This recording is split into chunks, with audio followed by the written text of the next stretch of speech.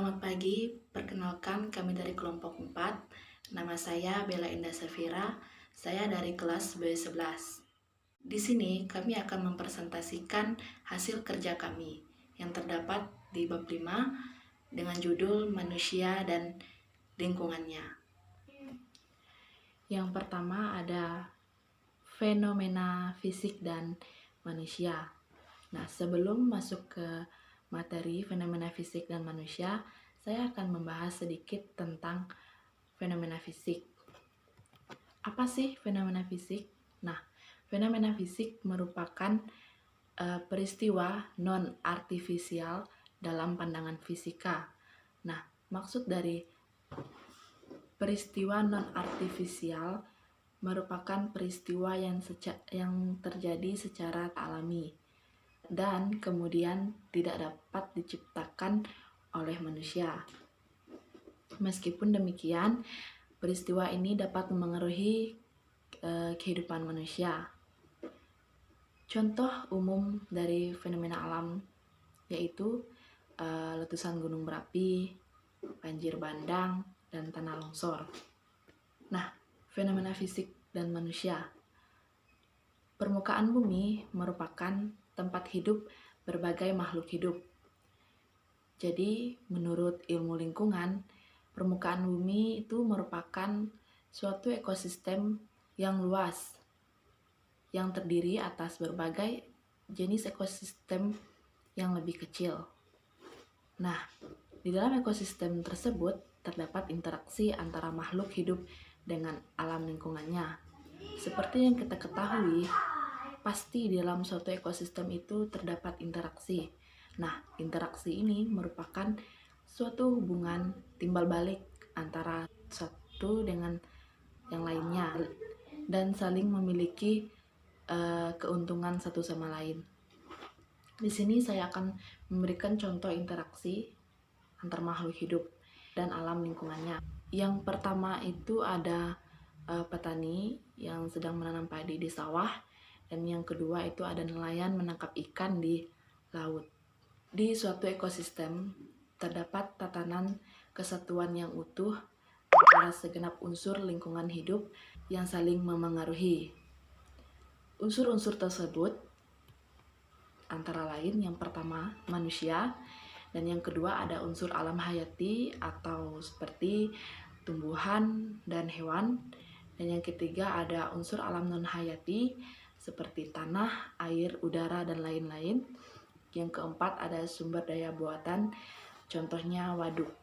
Nah, dari unsur lingkungan hidup tersebut terdapat unsur atau komponen lingkungan hidup yang lebih rincinya terdiri atas yang pertama, komponen lingkungan fisik seperti tanah, batuan, dan iklim.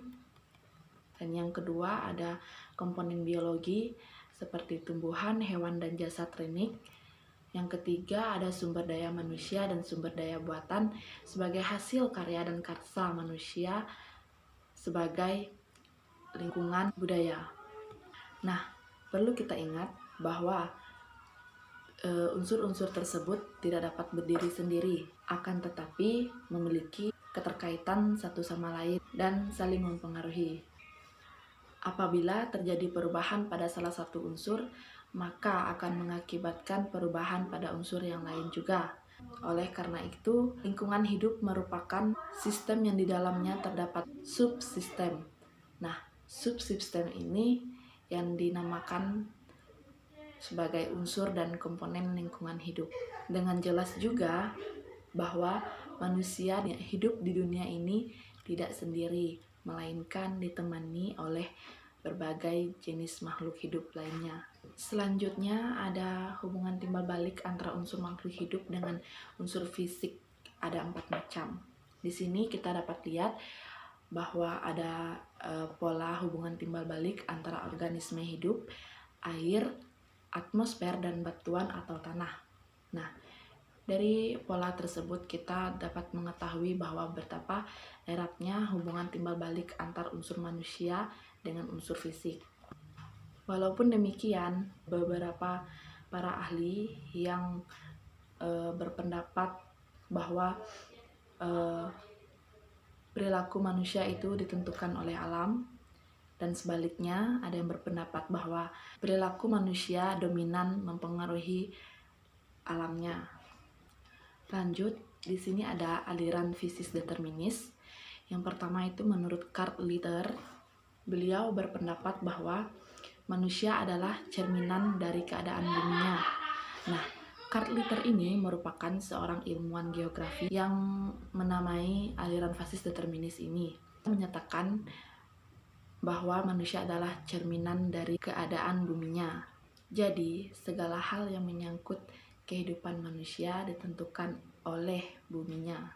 Nah, aliran fisis determinis ini juga didukung oleh Friedrich Rätzel. Beliau juga berpendapat bahwa alam menentukan kehidupan manusia. Nah, Friedrich Rätzel ini merupakan seorang tokoh geografi dari Jerman. Beliau mendukung pendapat Carl Litter mengenai aliran fisis determinis. Nah, para pendukung aliran fasis determinis ini mereka selalu menyatakan bahwa keadaan alam suatu daerah seperti cuaca, iklim, jenis tanah, dan lain sebagainya di mana manusia itu berada akan mempengaruhi sifat lahir dan rohaninya. Nah, apabila manusia itu tidak dapat menyesuaikan diri dengan lingkungannya tersebut, maka manusia itu akan binasa. Menurut paham ini, manusia tidak mampu berkehendak mengendalikan atau menentang alam. Selain aliran fasis determinis, di sini juga terdapat paham posibilis yang dikemukakan oleh Ferdinand von Richthofen.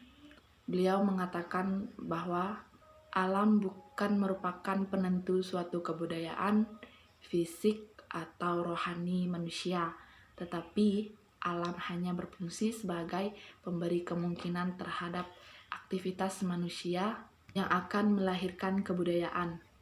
Aliran ini memandang bahwa manusia memiliki akal budi untuk memengaruhi atau mengendalikan alam sekitarnya demi masa depan yang lebih baik. Nah, yang terakhir, menurut Mutakin dan Parsha, kebutuhan dasar mendapatkan respon budaya dari masyarakat ada 6, yaitu yang pertama ada respon budaya terhadap kebutuhan, yang kedua ada kebutuhan dasar menyangkut keinginan untuk melanjutkan keturunan, yang ketiga ada kondisi alam di berbagai belahan bumi walaupun umum nampaknya sama, yang keempat ada manusia tidak akan selamanya terhindar dari kecelakaan yang mungkin menimpanya.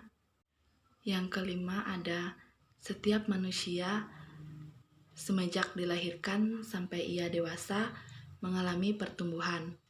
Yang keenam ada setiap masyarakat memiliki caranya tersendiri. Sekian presentasi dari saya. Selanjutnya akan dilanjutkan oleh Matilda Samben.